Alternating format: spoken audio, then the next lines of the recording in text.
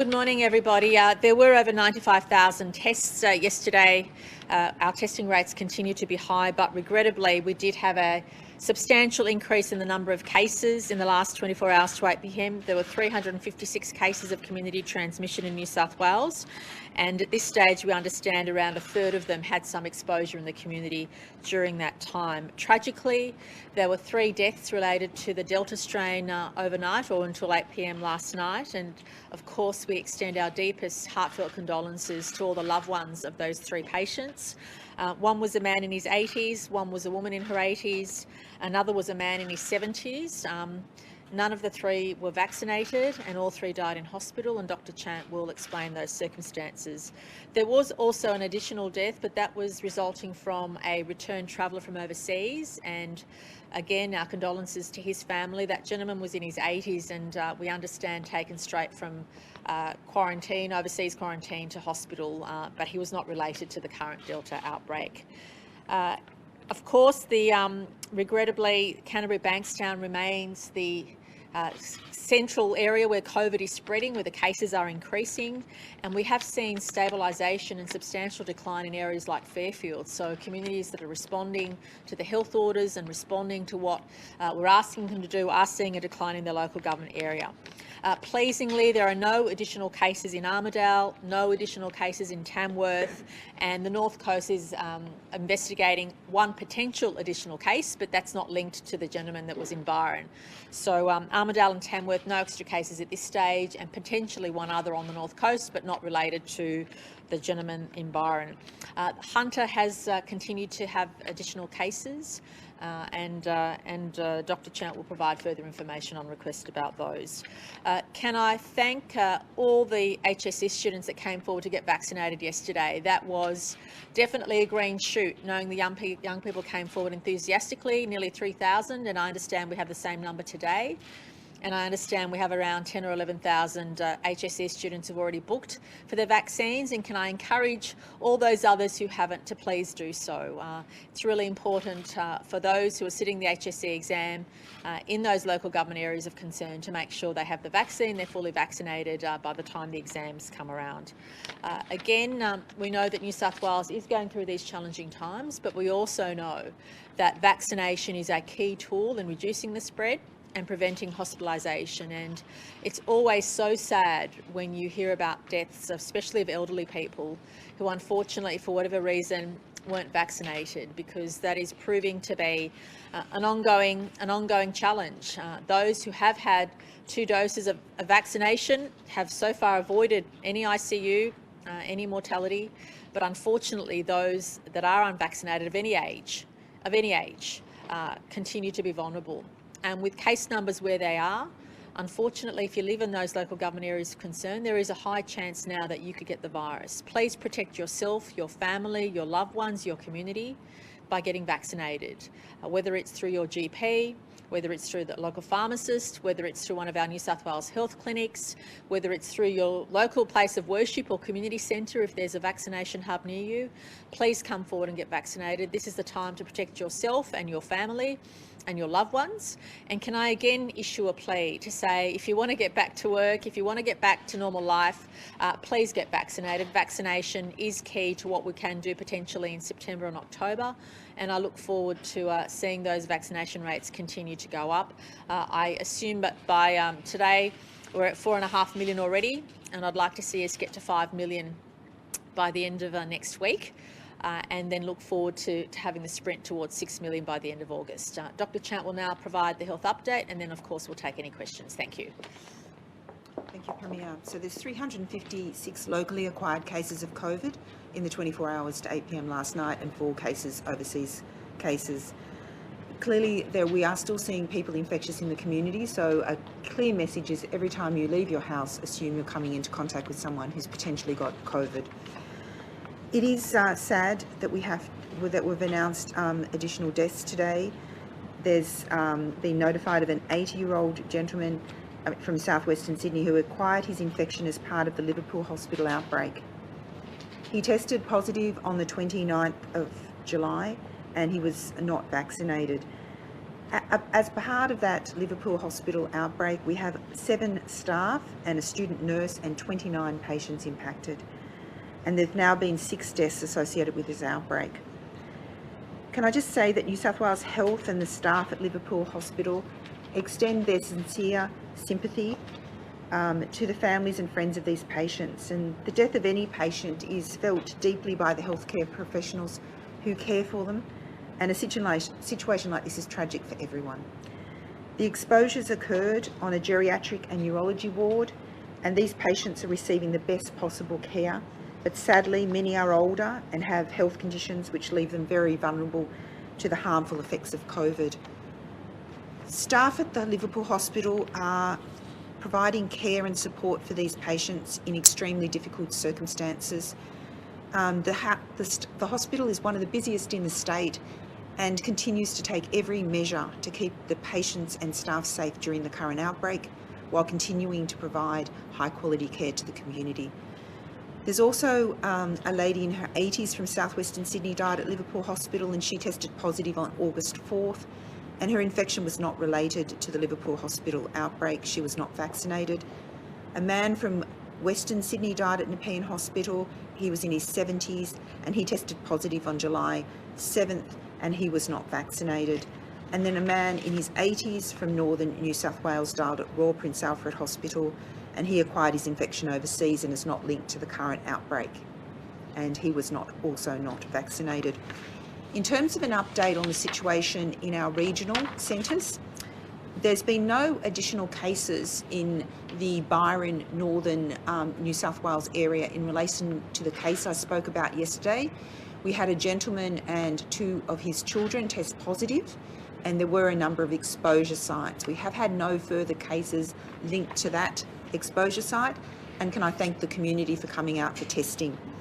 There's been no additional cases in Tamworth or Armidale, and again thank the community for their response to the testing. We have had additional cases in relation to Newcastle, and there are a number of exposure venues that have been placed on the website for Newcastle. Again, thank you for the Newcastle community for coming out for testing in such high numbers. I do just want to also mention that we have had a confirmed case at the St George Aged Care Centre in Bexley.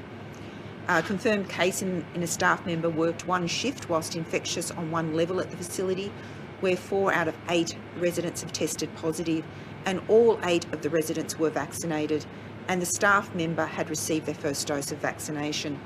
So appropriate care is being provided. Can I just echo the Premier's message about vaccination? We have high quality vaccines available to us in Australia, and it is incredibly important that people take up the opportunity to get vaccinated. It's important to get that first dose, but it's also important to complete your course. So we've been providing guidance, and that is consistent with the advice of the National Expert Advisory Group on Immunisation called ATAGI, that says in the current context, bring forward your second dose of your AstraZeneca to anywhere between 4 to 8 weeks. So if you have had your AstraZeneca vaccine in that period, your first dose, please bring forward your second dose.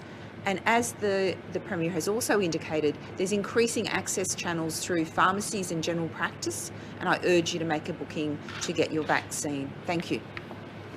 Premier, given that cases are continuing to rise, given that we are going backwards here, do we now need to see a ring of steel put in place, a curfew put in place? Firstly, can I say the New South Wales Government will always consider options which will reduce case numbers. But it's really, really important to make sure that any step we take is going to have that impact. And I might ask Deputy Commissioner Warboys to speak about the additional police work in those areas of concern, which has seen greater levels of compliance as a result of that presence. And Deputy Commissioner Warboys, I might ask you to comment on that. Thank you, Premier. Good morning. Additional police still operate in the southwest and northwest in ADF as well. So just in the last 24 hours, over 1,000 compliance checks just in that southwest, that LGA area of concern with police and ADF. It was only yesterday that they found 2 people that were meant to be inside a house that weren't there. Those people were located, and health were advised and they were returned to where they should be. So those compliance checks are working, they are having an impact, and we'll continue to task ADF and police additionally to the local resources to those 8 LGAs. In the north of the state, in the last 24 hours, over 400 vehicles were stopped by police specifically for those breaches that might be occurring in and around the public health orders and people travelling without a reasonable excuse. 17 infringement notices were issued and 7 vehicles were turned around and sent back to locations where they came from because they had no reasonable excuse. It's a challenging time, not just for the community, but for police. But New South Wales Police won't back down in their endeavour to make sure that people comply with the public health orders right across the state. Particular emphasis in those 8 LGAs, for sure, those 9 LGAs and into that Canterbury Bankstown area. But let's be clear that right across this state there are now risks and threats with people that breach public health orders, and the police have specific operations in each of those areas to make sure that people comply and put us in a position we can best get through this challenging time. It's now 7 weeks in. The numbers continue to rise. They are bouncing around. But what is it going to take? What are you waiting for to pull the trigger and further impose more restrictions, like a ring of steel, like a curfew? What is it going to take? I think what we also have to accept is the basic fact that Delta is very different to other strains we've had. So policy positions that may have worked in the past aren't going to have effect with Delta. And that is something we need to accept. We need to accept this is a different variant and you need to approach it in different ways. And can I just finish my sentence on that one? So in relation to that point, based on the health expert advice, vaccination reduces your chance of spreading, it reduces your chance of landing in hospital, and it reduces your chance of dying. That's why a targeted approach in those local government areas with our vaccine strategy is absolutely key to seeing us maintain and reduce those case numbers. Please know that had we not been in this difficult lockdown for 6 or 7 weeks, the case numbers would undoubtedly have been in their thousands and thousands every day. That is no doubt about that. But there's also no doubt that the Delta strain is different to other types of COVID we've had in Australia, different types of COVID we'd have to deal with in New South Wales. So your approach has to be different. Fortunately, fortunately, we have the tool of the vaccine we didn't have before. Lucy was next. You've had advice that a ring of steel, a curfew and further restrictions will not work because it's Delta, and therefore this is, you've been told, the health advice is there is no further we can go on restrictions. Oh look, if the health advice suggested to us there was further we needed to do, of course we would do that. But we also have to accept that part of the challenge we have in New South Wales is because of lack of compliance. Part of the challenge is just because Delta is very, very different to anything we've seen before. And part of the challenge is, of course, having people accept, a small handful of people accept that this is serious. Unfortunately, there are still pockets of people who think that this is not a serious illness, who don't believe that they need to follow the health orders, and that impacts everybody. But moreover than anything else, it's the way this virus spreads and the way the virus moves. And can I assure you that short of not having authorised workers do what is necessary, it is really difficult for us to get to lower case numbers without that targeted vaccine strategy. Given that, will you admit that New South Wales won't be able to get down to 0 cases of COVID infections in the community, and we are relying on increased vaccines not getting case numbers down? Will you admit that?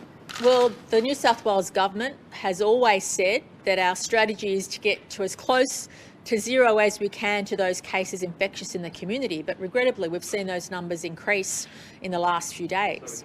But that is the binding principle which National Cabinet has to follow. However, we have said in New South Wales, as I've said continually, that higher vaccination rates will give us additional freedoms. There is no doubt about that, because what we need to prevent is people ending up in hospital.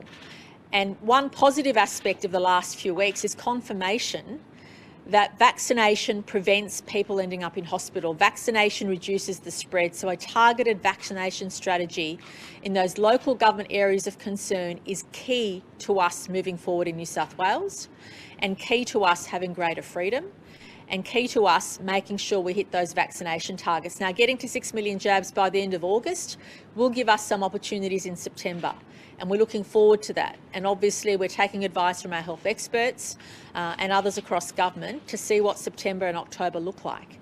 But let me assure you, the New South Wales strongly supports what was in the Doherty report, and that is having all states have to abide by a code which says you have strong suppression strategies in place until you get to 70% double doses, and that is certainly our strategy. In regards to, you just mentioned targeted strategies. In regards to Canterbury Bankstown, you've said repeatedly it's the epicentre. Are you willing to consider a harder lockdown for Canterbury Bankstown or selected suburbs there? And if there is a reluctance, is that because there is a fear that there'll be a backlash and you'd be accused of xenophobia, for instance? Please no. I ask people to look at the facts as to how harsh the lockdown is in those local government areas. For example, other states had an authorised workers list going to 17 pages. The authorised workers list for those 8 or 9 local government areas is very short compared to what other states had. But the different point is the Delta. When you have a virus that is that contagious, and when you have an unvaccinated population, that is the threat of Delta. And strong suppression in New South Wales has worked to the extent that we don't have thousands of cases today and we don't have hundreds and hundreds of deaths, which other strains of COVID provided, unfortunately, on Australians. We managed to avoid those, but Delta is different, and we need to treat it differently. And the New South Wales government doesn't have any intention of putting in strategies that aren't going to work. What we do need is to make sure we have greater compliance, and the police know, and they're providing us advice. They're working with the Australian Defence Forces on a daily basis in ensuring compliance. And day to day we get updates on what those compliance activities are demonstrating. But we also have to accept that when you're allowing critical workers, whether it's in aged care or providing food services, to venture out of those communities with high rates of transmission, you need those high rates of testing, but you also need those high rates of vaccination. And that's why we're keen to provide any incentives we can to people in those communities to get vaccinated. And it brought me great joy yesterday in what has been a very difficult couple of weeks, and will be for the next few weeks, great joy to see HSC students come forward and get the vaccine.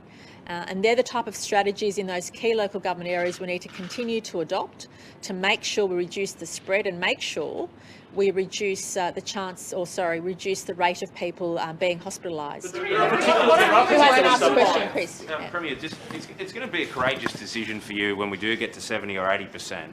With this much Delta circulating in the community, to significantly relax restrictions of any consequence. Have you got a metric as to what numbers you'll be comfortable with in terms of community transmission, rather than just the glib line about as close to zero as possible? Well, the Doherty report provides good guidance for all states in relation to what you can do at 70% and 80%.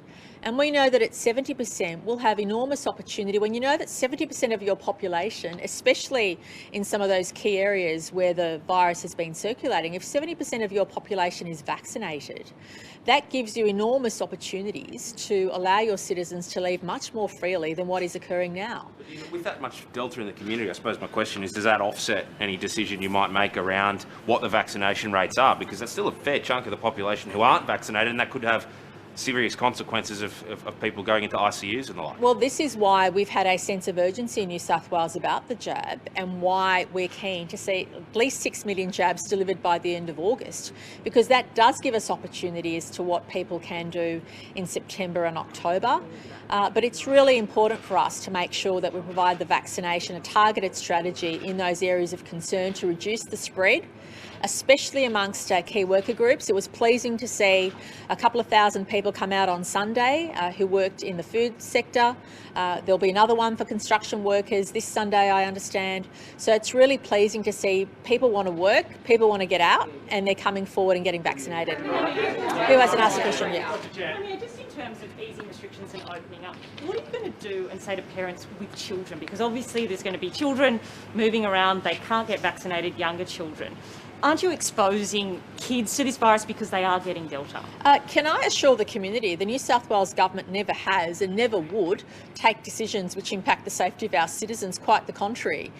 We're always top of mind thinking about the safety of our community. But having said that, higher risks of vaccination amongst adults gives you opportunities to do things a bit differently in September and October, and that's what we're looking forward to. So we're not about to make any decisions that aren't going to keep communities safe. Quite the contrary. The reason why we have a strategy to vaccinate Year 12 students in those local government areas of concern is to make sure they can safely sit for their exams and make sure they can get their HSC requirement. Can I please say, I know, but I'm just using that as an example. So can I please say in particular to Year 12 students, please know that you will be able to sit for your exams and attain your HSC, and more broadly when it comes to decisions around school and education and young people, that we will follow and take the health advice as we always have.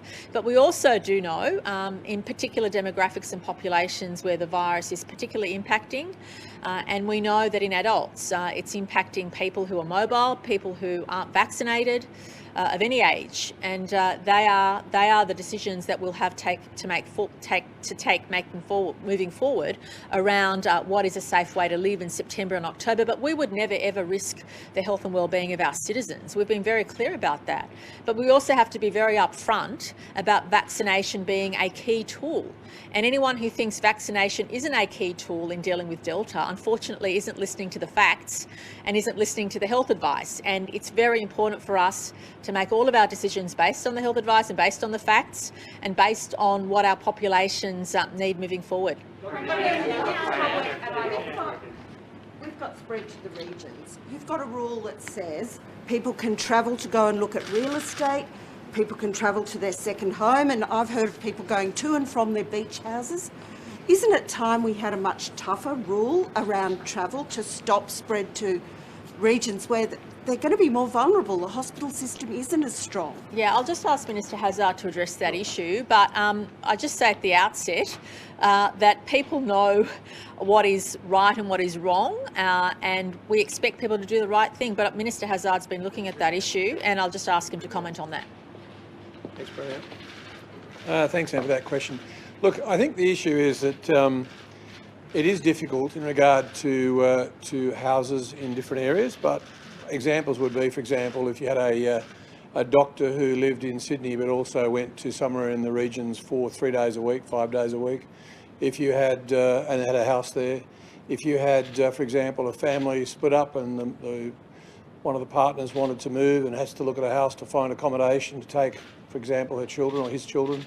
So it is challenging. Having said that, I've said to our legal department to look at what we can do to tighten it up as far as is possible. Clearly, the rule is now that you shouldn't just travel from one house to another just for the sake of moving to the other house. You should choose the property you're living in and stay there. But what does worry me, I have to say, is no matter what legal orders or what legal requirements are in place, you can't legislate against stupidity, arrogance and entitlement. People will still try and do it, which is why the Premier has made the point that we've asked in the epicentre at the moment of this virus, that is at Canterbury Bankstown, for the police to reinforce the existing rules. If people just applied the rules, if they complied with the rules and the law, and they applied an element of common sense and a modicum of decency to the rest of the community, we would be fine. But what was that bloke's go that went up to Byron Bay? Sorry, Chris. What was the guy's go that I'll went go up with to Chris first, sorry. Yeah, okay. can we just discuss what happened? And with sorry, that that's the answer because he's moved on. Yeah, sorry, Chris. The fellow that went up to Byron Bay, what happened there? Yeah, well, all I'm prepared to say about our traveller to Byron is that the police are looking extremely closely at what he was doing in that area, and I trust the police will be able to take appropriate action in due course. If he was going to inspect the property, though, Minister, if he was going to inspect the property, that's illegal. So, as I said, there are matters where one has to be a little bit cautious because I'm not going to prejudice either the police investigations or the police actions, but I'm certainly hopeful there will be both. Nefarious activity. Cooperating with authorities? Is he not cooperating with authorities, Sorry, can Minister? I do Chris first? Saying there's potentially nefarious activities. I think, Christopher, I've said all I'm prepared to say on that matter. Yeah. Is it the case You can draw your own conclusions, but I'll say again, you know, we've got, as the Premier has said, we have the strictest of orders in New South Wales. If people just stuck with what they were asked to do, this Delta virus would be finding itself being beaten back into submission. But the fact that people are just ignoring the rules, and I have to say, being fair about it, I think probably something in the order of 90–95%, a very high percentage of people are complying. And we're seeing that in places like Fairfield. They've made such a difference there and brought the numbers down to such a low level.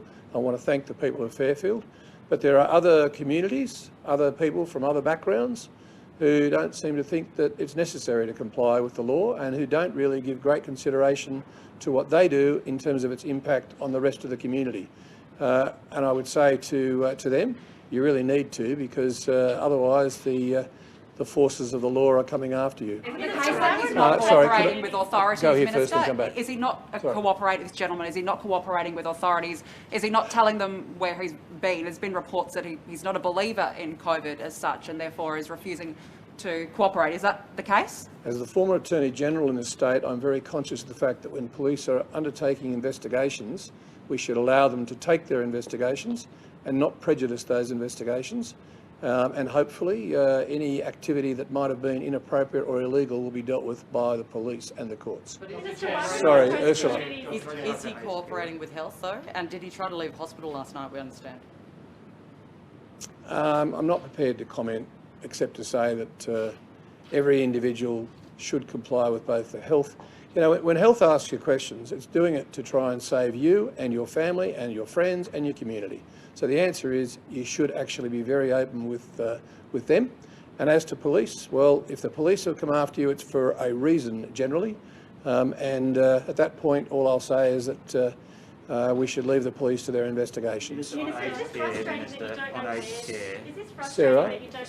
I'll just do Sarah because Sarah's the last one. Yeah, Sarah. Is it frustrating that you don't know where the COVID exposure sites are? So you've got North Coast communities in the dark, not knowing whether they're close contacts. And also, why was the North Coast put into lockdown with only 1 hour notice? Sorry, where, North Coast? Yes. I'll come back to that. Let me just say, look, I think we've been on this journey now, all of us here in New South Wales, for 20 months. And Delta is an extremely dangerous variant of the virus. It's wreaking havoc across the world. Here in New South Wales, if people would just, a small element, a small group who have caused these problems, if they would just behave themselves and have an element of decency towards the rest of the community, we would sort this problem out. The laws are there, just comply with them and we will get through this. Sorry, and because we didn't know where the exposure sites were and we didn't want to take the risk. Yeah, no, thanks, Sarah, for that. Look, the challenge is always to try and know when to respond to risks in any part of New South Wales. Sometimes Dr. Chant will raise a flag and say that we really need to look very closely at this area. And we will talk with her, I will talk with her, the whole team will talk with her. We'll talk to the other elements of health, such as when we make a decision like that, we also know we have implications, operational implications. So, for example, if we declare an area as an area that's going to go into lockdown or an area of concern, we can expect that there'll be a lot of people who will do the right thing and come out and want to be tested. So we need to make sure that we've covered off on all of those aspects. But at the end of the day, when we've weighed all those things up and we think there's a real risk, and sometimes the risk comes from the unknown, and sometimes you weigh up the particular person or persons that you're looking at in terms of the circumstances. And if, for example, I'm not indicating that this is the case, but if, for example, we were dealing with someone who was not cooperating and not giving us the information we needed, then you could imagine that the government would move more quickly in that situation to make sure we lock down as fast as possible to keep safe. Can I also say that in any of those situations, in regard to the Northern Rivers, we also talked to the local community representatives. So I spoke to each of 3 MPs up there as well as others, and they are across the political spectrum, completely across, and they were very, very keen to see their community safeguarded by moving to a fast lockdown. So I think that explains it sufficiently, doesn't it, Sarah? Can I just finish with, and then we'll do, National Cabinet agreed that and then Dr. Chant, that's right. all aged care workers, National Cabinet agreed that all aged care workers would need to have one vaccine dose, at least one vaccine dose by September. Yeah, that's right. The federal government... Mid-September, I think it was. Yeah. The federal government says that no state or territory, including New South Wales, has put in place a public health order to enforce that vaccination requirement for aged care staff. What's the hold-up? Why haven't we done that yet? Well, first of all, I don't know that that's been a requirement by the federal government. Not sure what it said. It was an agreement the federal made government. national Look, seriously, the federal government is responsible for aged care, and if they want to ask me to put in place an order for that, I will, and I may also look at it. But can I tell you, the issue is, at the same time, there's a lot of discussion going on in the community about mandatory vaccinations. And I think that needs to be sorted through. Certainly in terms of the federal government, they need to make sure that the area they regulate is actually getting what is needed, and they need to make sure that the vaccines are getting to them as well. We've had to step up. The New South Wales government has stepped up to assist the federal government in getting vaccinations for aged care workers. You might recollect that originally the federal government said they would address all of that, and they vaccinated a number of residents in aged care. They didn't vaccinate the staff, and I guess that was a supply issue, but I'm not sure why they didn't when they had people on deck at the aged care facilities. And I understand they've now agreed across the board that they will do whatever they can to try and get staff in the aged care facilities vaccinated with the first dose by the middle of September, and we are certainly supporting that. If any of the aged care workers, we've made it very clear, any of the aged care workers want to come to our hubs, New South Wales hubs, we will vaccinate them. They will be vaccinated. So we're doing everything we can to assist them. And if at some stage it moves to the point where we have to put an order in place, and that's something the federal government wants us to do, we'll do it. But that's well off. I mean, mid-September is 5 weeks. I mean, they can tell us now. If they gave us that direction, I'd happily do it. But it's their facility, their regulation, they're responsible. Sorry, I'll go to... Oh, sorry. Can I go to Ashley and then I'll step back and let you take... Oh, sorry, Alex. Yeah. Sorry, Alex, I just missed health that. Workers, making it mandatory for them to have 2 jabs. I am of the view, as the Health Minister, that I would like to see all health workers in New South Wales vaccinated. But health ministers don't always get their way immediately. I have initiated discussions with the unions. I've spoken to 2 union leaders this morning and indicated that I believe that if you want to work inside a health facility, if you want to care for patients, you should be vaccinated, because this particular virus is extremely dangerous. And there are precedents for compulsory or mandatorily required vaccines in other areas. So I've asked New South Wales Health to work with the unions. As I said, I've picked up the phone and spoken to them as well. And I'm hopeful that we might be able to get to a point where there's a consensus view. But yeah, strong view. My strong view is that health workers they go into the business of looking after people because they care about them. And I think the majority of people in health will get vaccinated. Obviously, there have been some constraints around the vaccine supply, but most of them are on board. But even a small number is concerning, and we've seen some situations where obviously negative consequences have occurred. And we're here to look after people and patients, and that's what hopefully all health workers want to do. Ashley, are you finished with it? That's it? Can I? Dr. Chan. The Premier said before that further restrictions won't work. The advice has come from you. Why won't they work? A ring of steel that... So look, I didn't take that from what the Premier had said, but the Premier... Oh, sorry. I didn't take that from what the Premier had said. The direct word was they won't work. No, I didn't. I'm sorry, this is a very important point. I was asked about specific actions and why they weren't taken, and I said very clearly that if we need to do more, of course we would, based on the health advice, but we're not in the business of putting in provisions or asking people to do things if they're not going to have an effect in reducing the case numbers. Now, that is a very important point to make. We are all about reducing the case numbers, increasing vaccination rates, and we'll take any action we need to. Specific measures, but they have to be curfews and ring of steel. Right. Your view is they will will not reduce the case numbers. Well, I'm asking Dr. Chan why they won't reduce the case numbers. In relation to those matters, if we thought that they would have a significant or even marginal impact, of course we'd do those things. But there is no evidence to suggest that's the case. I have every faith that the police and the Australian Defence Forces, who are working together on the ground, are taking all those necessary actions. Sometimes, as Deputy Commissioner Warboys has foreshadowed, they will set up. They will set up. Going to Byron Bay. They will set up checkpoints and various other things, as Deputy Commissioner Warboys already said. Police stopped, turned around 7 vehicles yesterday. 7 times yesterday, the New South Wales Police prevented someone potentially spreading the virus to our regions. Thank you to the police force. Thank you to the Australian Defence Force for doing that activity. As Deputy Commissioner Warboys said, they prevented or tracked down people who should have been staying at home that weren't at home. Again, another example of boots on the ground, police doing what they need to do. So please know, if there are additional recommendations we get from Dr. Chan, of course we'll consider those and implement those. Why then, Dr. Chan? I'm sorry? How are we going to turn this around? Premier, People at home don't like it when you guys do that. Yeah. So, Premier, you sit around crisis cabinet. Have you gone to Dr. Kerry Chan, the public health team, and said, is there anything more we can do? And they've said, no, not at this point. People just need to comply to the current rules. Not at all. And we're really trying to understand. Sure. Can I ask Dr. Chan to comment after I do? But the best advice we have from Dr. Chan, and she says it every day, is that vaccination is a key tool for us, as is compliance. I don't want to put words in her mouth. I'll ask her to say her bit, but certainly vaccination targeted in those areas of concern is a key tool we need to use, as well as heavy compliance activity in those areas of concern. But I'll ask her to address that. So in general terms, we need to further decrease mobility, and the community needs to adhere to the orders. So we're still seeing a lot of unnecessary movement of people.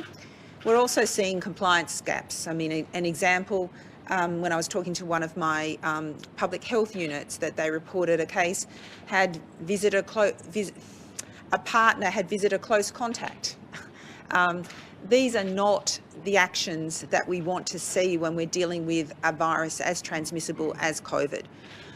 So for me, decreasing mobility, decreasing the opportunity for interactions, meeting those density restrictions, adhering to your local government areas if you're in those affected communities, and also for people outside, not going into those affected communities.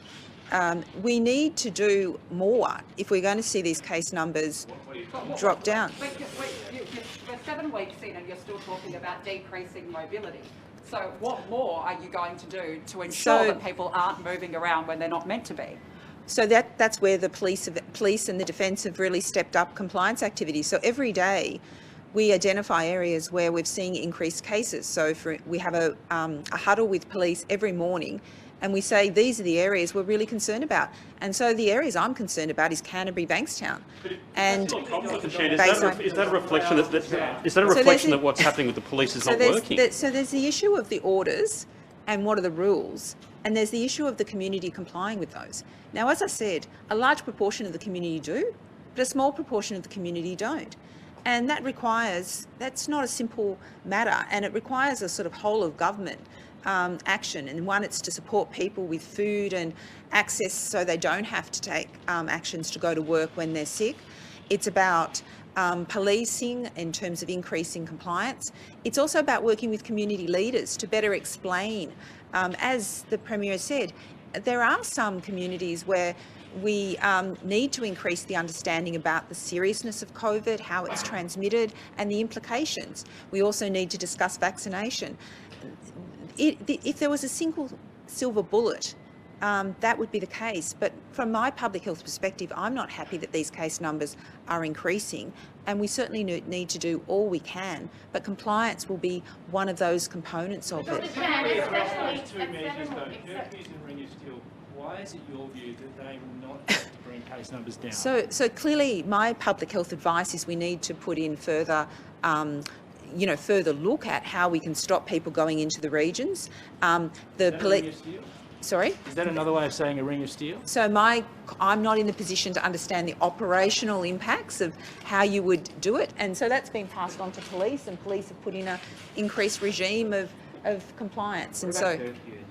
Chant, what about a curfew? Would a curfew help decrease mobility, at least by giving police greater powers to enforce compliance? And would a curfew, by decreased mobility, have a significant or even a marginal impact on the spread of cases? Look, I think the evidence about curfews is not strong, but I think what I'm concerned about is the crowding in shopping centres and places where we have seen transmission events in small shops. And so I've asked police particularly to focus on adherence to those density restrictions. I think I've repeatedly messaged about the fact that I really want people to be staying outside of shops and waiting outside and going in almost one at a time into shops. Dr. Chad, at 7 weeks in, isn't it fair to assume that at 7 weeks in, if people aren't following these rules now, it's not going to get better? Fatigue is very well set in some of these areas. So isn't it fair to assume that we need to do something different? Is it increased fines for not complying?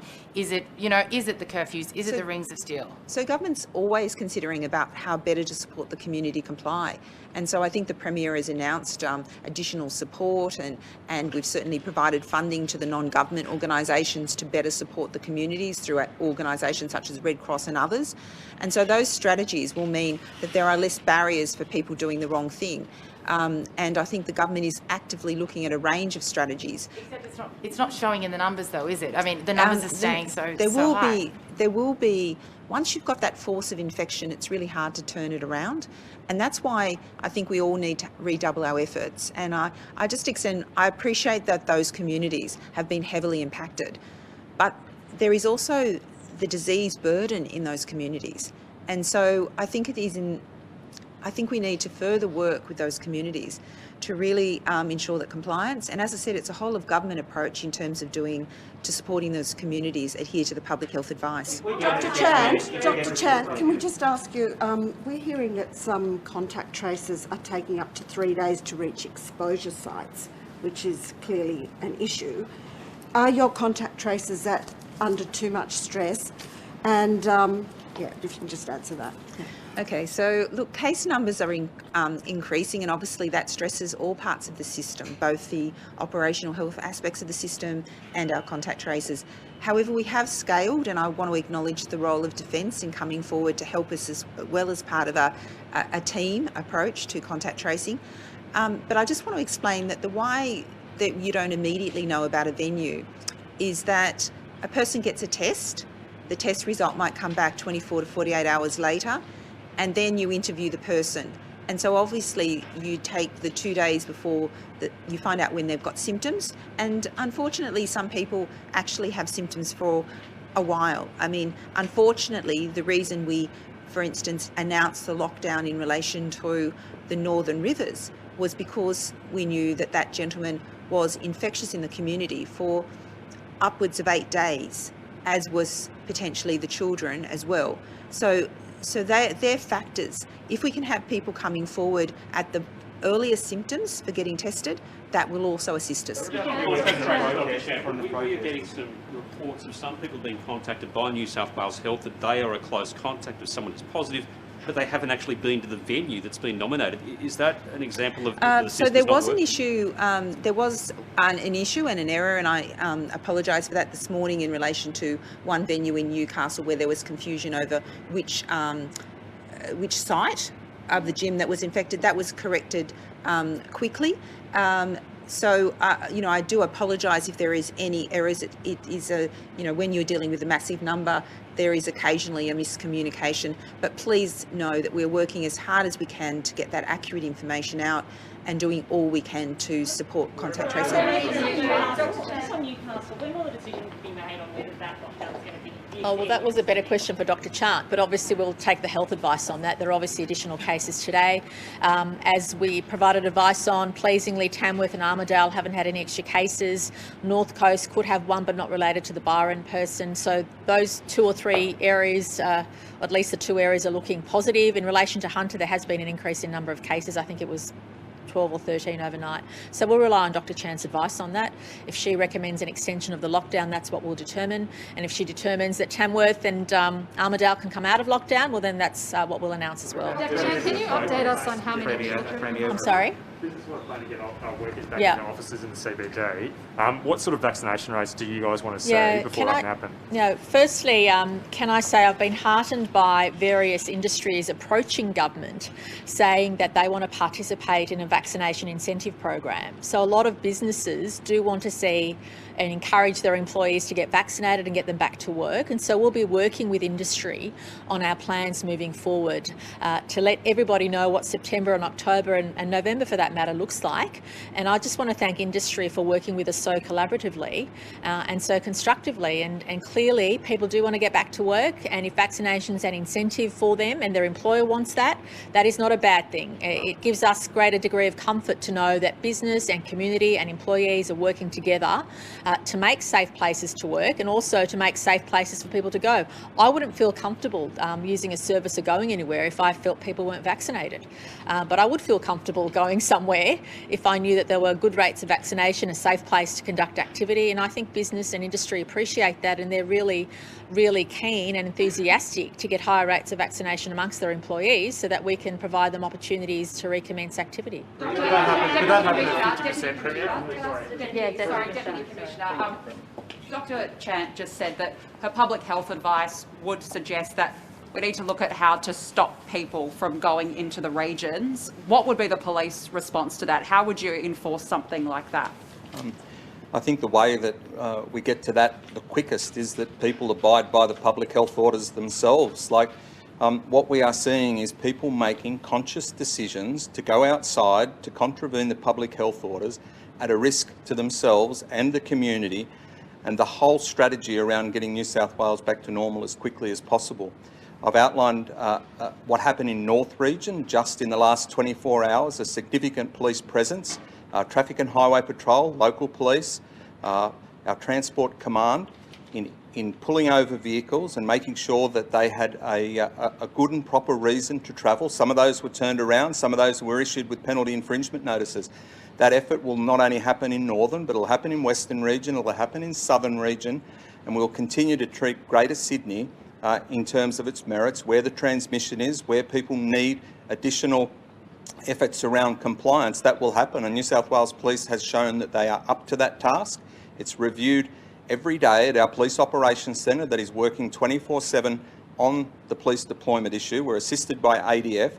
We are in a very, very good position to continue to ratchet up that compliance, that visibility, that policing effort to make sure that people comply with public health orders. Were those two people fined that were in the wrong household? You mentioned at the start. I'm sorry? Were those two people fined? You mentioned who were in the wrong household. Yeah, one was reported back to health in terms of their, I guess, their ability or their mental health to stay and comply with that order. The other is under investigation. I suspect a penalty notice will be issued and further action. Mr. Hazard, just on the aged care stuff, this is obviously very important given that it is being introduced to nursing homes. On the 9th of July, there was a National Cabinet statement, the Premier was obviously present at that public health orders or similar state and territory instruments, just like influenza, would be used to mandate vaccines for aged care workers. That was a month ago, so you can't really say you didn't know about it when the Premier was there. I'm not saying I didn't know about it. I'm saying that the federal government hasn't given us any direction at this stage of what they want in their aged care facilities in terms of the precision of it. Do they want it? Oh, there's a whole lot of legal factors. Agree with the federal government that there would be a public health order that would mandate that? Yeah, but the issue there is that we need to work through what the federal government actually want. At the moment, we haven't got that, but we will do it. We will do it. We've got another 6 weeks before it becomes mandatory, Chris. Well, but with the greatest of respect, there's aged care workers right now going in with coronavirus, infecting people who are in nursing homes, potentially going to kill them. Like, how long do you want us to wait? As I said, we will work with the federal government as to precisely what they want, and we will get that done as soon as possible. You made the agreement on Premier. You made the agreement on the 9th of July in that statement that the state would put in place public health orders or similar to affect this. But I've just answered that. But why? I've just answered that. But the Premier was there, so I wanted to ask her. Fine for intentionally failing to provide crucial health information.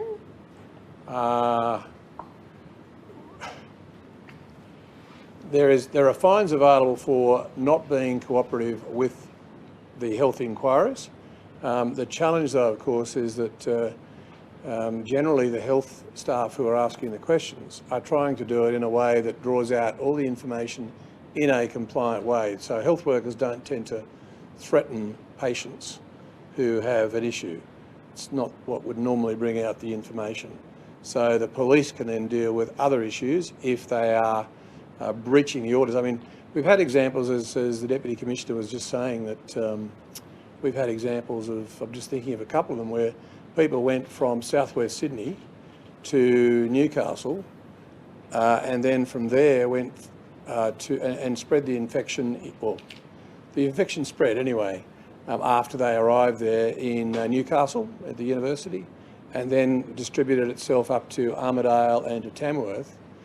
My frustration here is that you'd have to be living under a rock not to know that we have a serious issue with COVID in southwest Sydney, and then to deliberately go to Newcastle or outside Sydney with no apparent reasonable excuse is just completely unacceptable. But that's the sort of thing we're getting, and it's enormously frustrating. I've got to say, I think the police are doing an amazing job. They do have, for example, a registration plate detection, and they can see who's coming from where, and that's causing them to be able to stop people. And there are, as you heard from the Deputy Commissioner, turning people around. And where there are clear breaches, then they take action. Given that we clearly have a problem with compliance, why isn't the Police Minister and the Attorney General in the Crisis Cabinet, and should they be? Oh, look, those ministers are, can I just say that Cabinet colleagues are consulted on an ongoing basis in relation to the areas of responsibility they have, and Cabinet meets, broader Cabinet, full Cabinet meets every fortnight as well, and of course there's ongoing consultation in those areas. So please know that as health experts, as Dr. Chant says, as Minister Hazzard says, this is a whole of government approach, and the New South Wales people can be assured that we do take that literally. We make sure that all relevant steps are taken to make the best decisions possible. Just over 22% of business applications made through Service New South Wales have so far been paid out. 7 weeks in, why is it taking so long to get to all these requests? Well, obviously, we're trying to get to as many requests as possible, and I understand we're hoping to deal with most of the backlog by this Friday. So I appreciate a number have received their grants, and can I apologise to those who've experienced delays or frustration. Please know that we're keen to get the dollars out as much as you are. We thank you for your patience, and please know that there's been additional resources, additional systems upgrade to cope with the demand. And please know, most importantly, that during a time when your industry isn't able to operate fully, or a time when you're not able to have a full income that you normally do, that the support will continue. And whether it's through Services Australia and the disaster payments for you as an individual, or whether it's through Service New South Wales and your business, that you will receive those payments and hopefully not be as stressed as you are at the moment. The Feds are doing JobSaver, the administration of JobSaver through Services Australia in other states. We're doing it via Service New South Wales here. Should the Feds do JobSaver in New South Wales? That was a request. That was an agreement, and the Commonwealth said they had confidence in us to do that and asked us to do it. Misplaced? No. Premier, with the allocated doses of Moderna and Pfizer on the way, when will you look to open up those vaccines for the 18 to 40s? And would you do it 30 and above first and then the younger cohort, or once you've got enough vaccines, you'll open it up to the rest of the population? Well, obviously, we're taking health advice in relation to the supplies of the vaccine, and clearly 16 to 18-year-olds, those sitting for the HSC, aren't able to take any other vaccine at this stage, and so that's why we have a targeted approach there. But we'll follow the health advice as to which category of people should get what vaccine. But both vaccines are very effective. Both vaccines have stopped people dying. Both vaccines have stopped people going into hospital. So I just urge people to come forward and get vaccinated. But we take advice from our health experts. But clearly a priority for us, as Dr. Chant says to us almost on a daily basis, is making sure that mobile people, those who are authorised workers in those areas of concern where there's high rates of virus, are getting the vaccine. And we are trying to do that as quickly as we can. but we've had supply issues obviously, but there are now more points of access, more direct offers to go to where the community is in addition to our mass vaccination hubs, and we're keen of course to have that targeted strategy continue. Thank you. Last question. I'm sorry? You keep promising freedoms from August 29th. So does that mean some office workers can go back to the office? Does that mean groups of more than 2 outside? Like, can you give us some more tangible details of what that's going to look like? Yeah, I was asked a similar question yesterday, and that will really depend on where the case numbers are at and what the health advice is.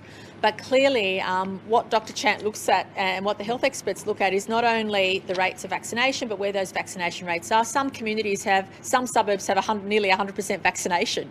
But if the virus isn't circulating in that community, obviously we're keen to make sure that we reduce the spread and increase vaccination in those communities that are especially vulnerable with the virus, and want to make sure that that's a priority. And you also said yesterday you can't segregate, so it has to be a blanket. You already had a question. I might ask Dr. Chant to say the last one. Can you update us on how many children are in hospital with COVID? And given that we're a couple months into this Delta outbreak, looking back on it, can you tell us how this strain in particular, this variant, is impacting children more than previous ones? Certainly we've seen more children infected, and we've